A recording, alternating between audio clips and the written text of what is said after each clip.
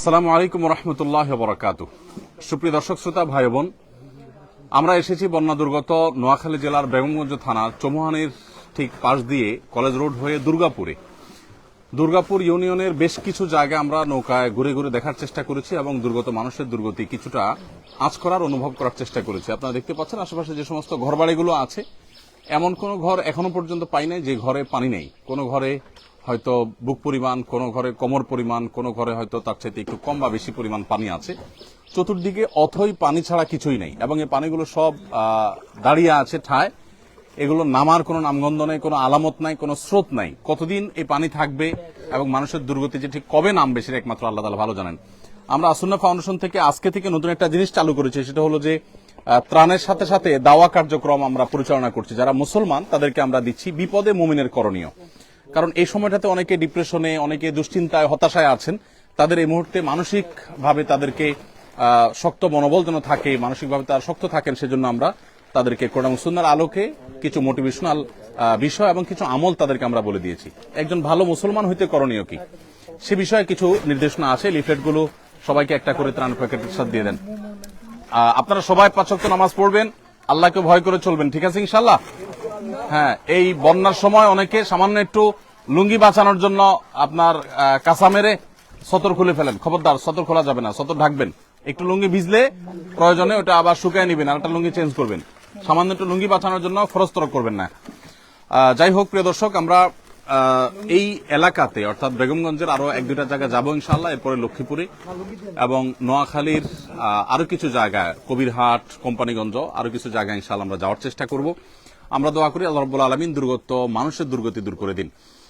আপনারা জানেন যে ফেনীর যে পানি, সেই পানিটা কোনো কোনো এলাকা একটু কমলেও নোয়াখালী এবং লক্ষ্মীপুর এলাকার বিপুল অঞ্চল প্লাবিত হয়ে গেছে। এত পানি এলাকাতে আমি জানি না এর আগে দেখছি কিনা। বাবাজি, আমি একটু জানতে চাই, চাচা, এই এলাকাতে এইরকম পানি আপনি শেষ কবে দেখছেন? দেখি যুবক, 98 বললো তো দেখছি এরকম দেয় না, রাস্তাঘাট উঠছে বা বাইক উঠছে, তো দূর কথা উঠালো ঠিক মতো উঠে। মানে আপনি জীবনে দেখেন নাই এত পানি? উঠানেও পানি দেখেন না আপনি?